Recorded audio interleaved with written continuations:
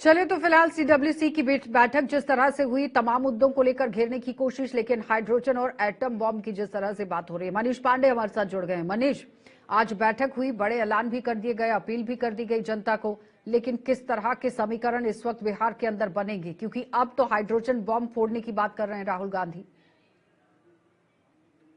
जी बिल्कुल, आपने सही कहा क्योंकि बिहार विधानसभा चुनाव काफी नजदीक है। इसको देखते हुए सीडब्ल्यूसी की बैठक हुई, जिसमें कि राहुल गांधी ने साफ साफ हाइड्रोजन बम का एक बार फिर से जिक्र किया है और उन्होंने साफ शब्दों में कहा है कि बहुत जल्द हाइड्रोजन बम हम फोड़ेंगे और उसी से कहीं ना कहीं भारतीय जनता पार्टी और एनडीए की सरकार की बिहार से विदाई करेंगे।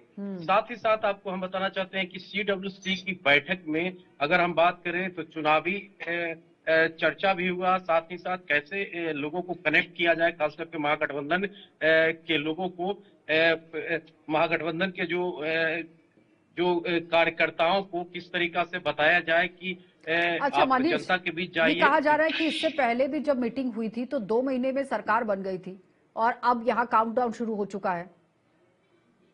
जी बिल्कुल, आपने सही कहा क्योंकि तेलंगाना की बात कर रहे थे, जहां तक जयराम रमेश की बात कर रहे हैं कि उन्होंने साफ शब्दों में कहा कि सीडब्ल्यूसी की बैठक हुई थी, 2 महीने के बाद तेलंगाना में सरकार बनी, लेकिन जयराम रमेश शायद भूल रहे हैं कि यह बिहार है, यह तेलंगाना नहीं है। यहाँ नीतीश कुमार का जो कहे तो काम अगर हम समथिंग बताया जाए तो मिलीजुली काम अभी ठीक तरीका से चल रहा है। लेकिन साथ ही साथ आपको बताना चाहते हैं कि तेजस्वी यादव एक तरफ हमलावर है नीतीश कुमार के ऊपर और भारतीय जनता पार्टी के ऊपर कि यह जो सरकार है नकलची सरकार है और यह हमारी जितनी भी घोषणाएं हमने की है उसी को कॉपी करने का काम कर रही है। लेकिन जिस तरीका से नीतीश कुमार ताबड़तोड़ फैसले ले रहे हैं, कहीं ना कहीं महागठबंधन के लिए भी जो चुनौती है इतना आसान नहीं होगा। और यह जो लेकिन राहुल गांधी मनीष, बात अब कर। जिस तरह से माई बहन योजना को लेकर बात हो रही है, अब बीजेपी ने कह दिया कि पहले अपने घर की बहू बेटियों को आप इज्जत दे दीजिए, उसके बाद आप बाहर की औरतों की बात कीजिए। लेकिन दूसरी तरफ ये कहा जा रहा है कि अब जाकर जब चुनाव सर पर आए हैं तो नीतीश बड़े बड़े ऐलान कर रहे हैं, इससे पहले क्यों नहीं किए। फिर वो कह रहे हैं कि नहीं, आरजेडी की तरफ से ही ये कहा जा रहा है कि जो अस्पतालों को लेकर आप दावा करते हैं वहां पर तो इलाज ही नहीं मिल पा रहा, महिलाओं को बेड्स नहीं मिल पा रहे। जी बिल्कुल, आपने सही कहा। एक तरफ तेजस्वी यादव माई बहन मान योजना की बात करते हैं, महिलाओं को सम्मान देने की बात करते हैं, तो भारतीय जनता पार्टी सीधे उलट के सवाल कर रही है कि सबसे पहले आप अपने घर के महिलाओं को सम्मान दीजिए।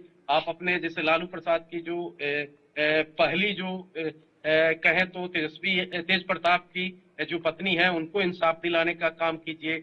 तेज प्रताप को इंसाफ दिलाने का काम कीजिए। पहले घर को पहले तो इंसाफ दिला दीजिए, उसके बाद माई बहन मान योजना की बात कीजिएगा। तो वहीं साथ ही साथ अगर हम बात करें तो नीतीश कुमार का साफ साफ कहना है कि हमने कभी वोट की चिंता नहीं की है, वोटर की चिंता की है। तो इस तरीका से नीतीश कुमार ने कहा है कि हम जो कहे हैं वो किए हैं, चाहे बिजली देने की बात करें या सड़क लेकिन देने की उद्योगों बात की करें बात हो या रही थी फिर। मनीष, अब युवा चाहता है कि इंफ्रास्ट्रक्चर इस तरह से फैक्ट्रीज का वहां पर हो कि बाहर जाने की जरूरत ही ना पड़े, रोजगार अपने घर के अंदर मिले, और साथ में जो पलायन हुआ है युवाओं का उसे रोका जाए। इस पर फोकस करने की जरूरत है। बहुत बहुत धन्यवाद मनीष जुड़ने के लिए।